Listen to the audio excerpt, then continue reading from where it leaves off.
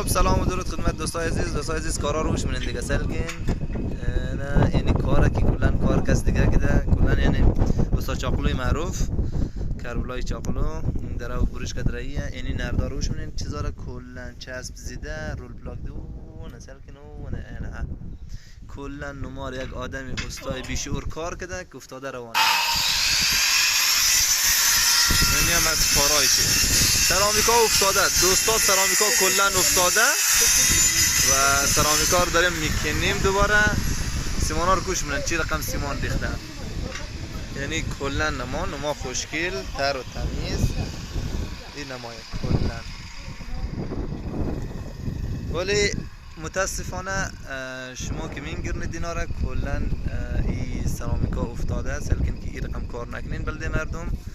که دنه بدنه پس باید یک استای دیگه اینا رو بلدهش رول بلاک کنن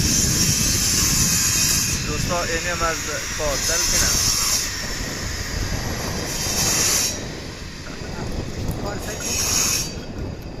مسئله خوشی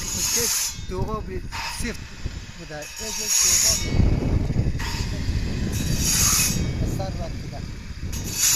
همو که مگه که قیمت به قیمت نبوده یا نمفهم که اینا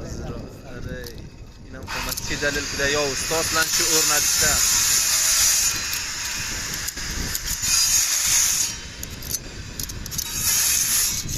نما را دیگه دره و کلن رول پلاک زده روانیم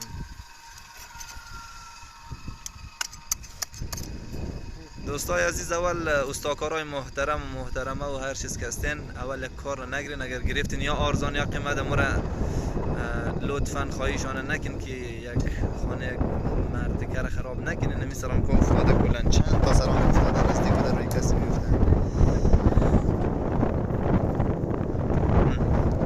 نه در رول بلاک در امان هستیم 5-6 نفر نا وقت شب آمدیم بادم شدوش در سرام کاش افتاده از امو خاطرم دیم